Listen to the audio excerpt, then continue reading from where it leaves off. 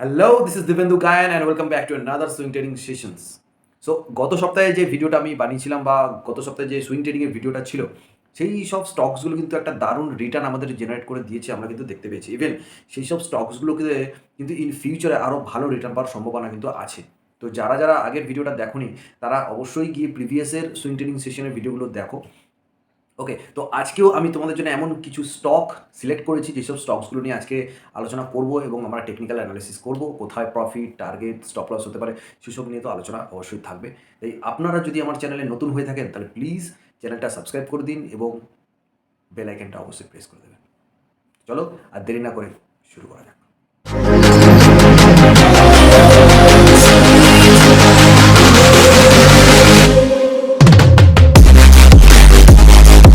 তো দেখতে পাচ্ছ আমি এখন অলরেডি স্ক্রিনে চলে এসেছি এবং স্ক্রিনে অলরেডি আমার একটা স্টক সিলেক্ট করাই আছে।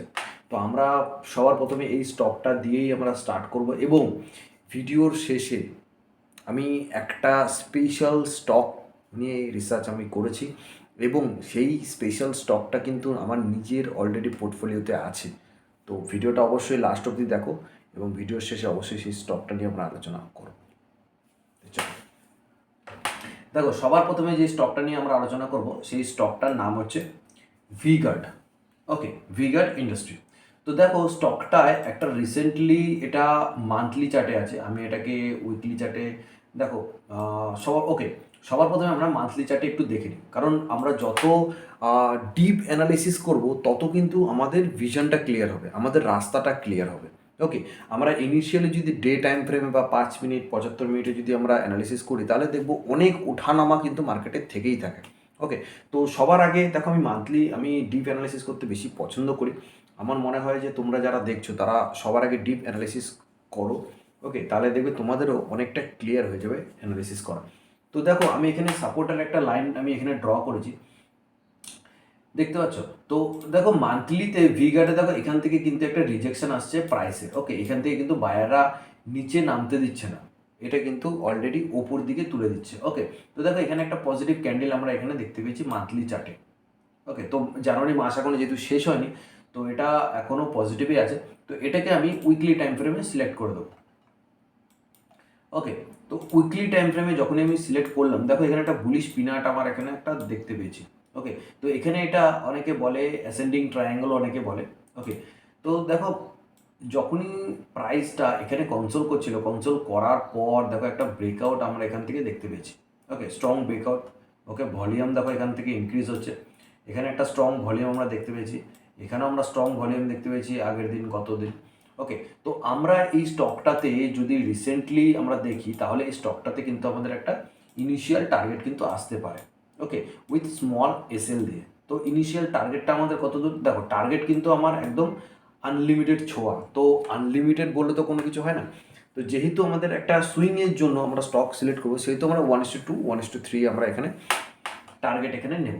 তো আমাদের ইনিশিয়াল স্টপ লস কোথায় হতে পারে, ইনিশিয়াল স্টপ লস যদি আমরা নিই তাহলে আমাদের 1:2-তে নিলে এই যে 280 টাকার ক্লোজিংয়ে আমরা এখানে স্টপ লস দিতে পারি এবং এখান থেকে প্রায় ধরে নাও 373 থেকে 380 টাকা আমরা একটা টার্গেট এখান থেকে কিন্তু নিতেই পারি। ওকে, যেহেতু মার্কেট নিফটি কিন্তু আমরা দেখেছি রিসেন্টলি একটা ডাউনফল দেওয়ার পর কিন্তু নিফটি অলরেডি কারেকশন নিয়ে আবার সেই 22,000-এর কাছাকাছি কিন্তু চলে এসেছে। এবারে কিন্তু যদি 22,000 ক্রস করে তাহলে কিন্তু 22,400 থেকে 600 অব্দি যাওয়ার কিন্তু একটা সম্ভাবনা থেকেই যায়।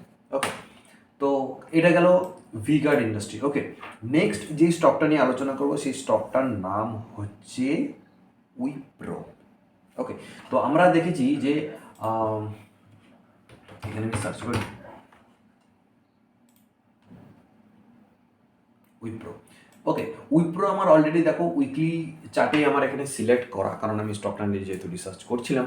তো দেখো উইকলিতে স্টকটা কিন্তু কি সুন্দর একটা কনসলিডেশন ফেজ কিন্তু এখান থেকে ক্রিয়েট করেছিল 2022 থেকে প্রায় 2024 অবধিও। ওকে, 2023-এর ডিসেম্বর অবধি। ওকে, দেখো তারপরে কিন্তু একটা ব্রেকআউট আমরা এখান থেকে দেখতে পেয়েছি। আমরা কি জানি, যখনই কোনো স্টক ব্রেকআউট দেয় তারপর একটা হালকা পুল ব্যাক আসে। তো পুল ব্যাকে যখনই আমাদের এখানে কোনো গ্রিন ক্যান্ডেল আমাদের এখানে তৈরি হয়, তো গ্রিন ক্যান্ডেলের ওপরে আমরা বাই করে নিচে তার স্টপ লস মেনটেন করে তারপরে আমরা টার্গেট নিতে থাকি। ওকে, তো এখানেও আমরা তেমনই করব।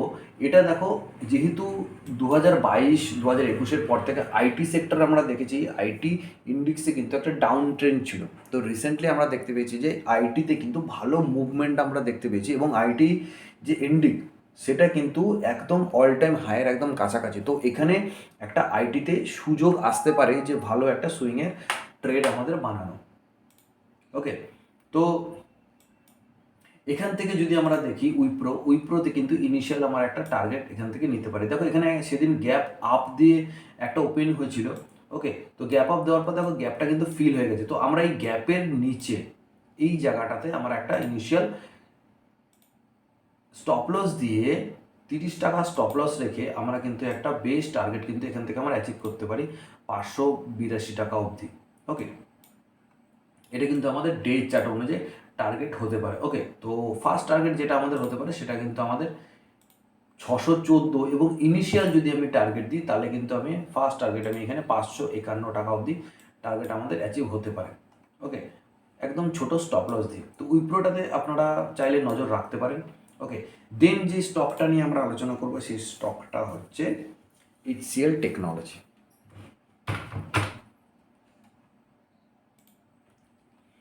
ওকে, তো HCL টেকনোলজি দেখো একটা ভীষণ আপ ট্রেন্ডে আছে। তো আমি দেখো আমার এখানে মুভিং অ্যাভারেজও কিন্তু এখানে পুরো ফুল আপ ট্রেন্ড, স্টকটা কিন্তু হায়ার বটম বানিয়ে এগোচ্ছে। এবং রিসেন্টলি যদি দেখো তো এই জায়গাটা থেকে একটা ভালো একটা বটম এখান থেকে কিন্তু তৈরি করেছে। প্রথম যখন এটা টাচ করলো, ঠিক আছে, প্রথম যখন হাইটা এটা ভাঙলো, রিসেন্ট একটা হাই ছিল যে স্টকটা, সেটা হচ্ছে যে এখানটা 1377 একটা হাই ছিল। ওকে, 1377 হাই ক্রস করার পর এটা কিন্তু একটা হালকা পুল ব্যাক নিচে এসে কিন্তু আবার মারলো, আবার ওপরের দিকে গেল।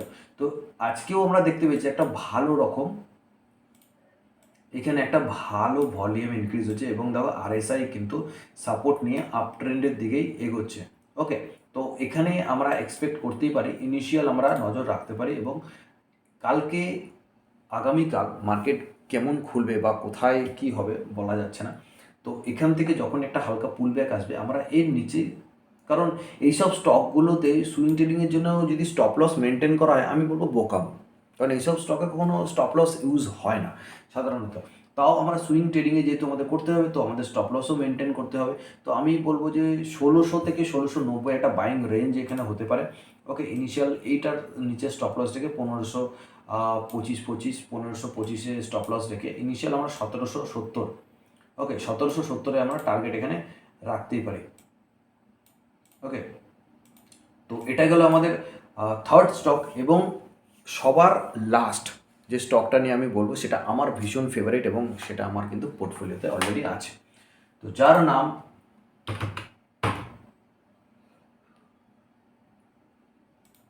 TCS, tata consultancy service.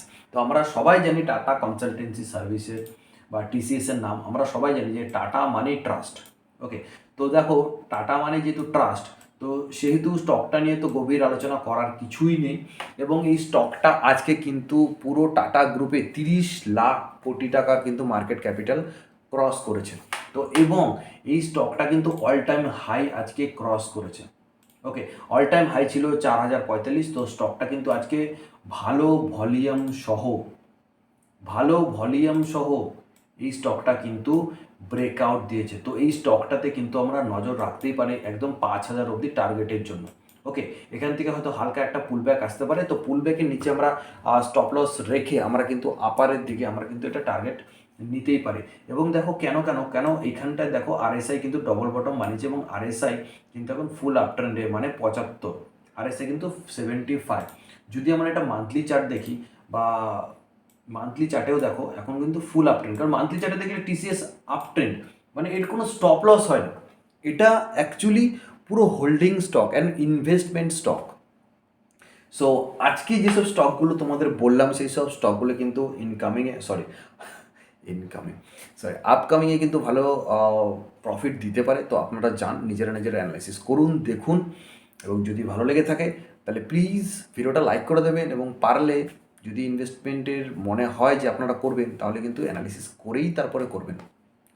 Okay, and এই ভিডিওটা কিন্তু পুরোপুরি একটা এডুকেশনাল পারপাসের জন্যই অবশ্যই ছিল। তো চলুন, আজকের মতো ভিডিও এই অবধি, দেখা হবে অন্য কোনো ভিডিওতে।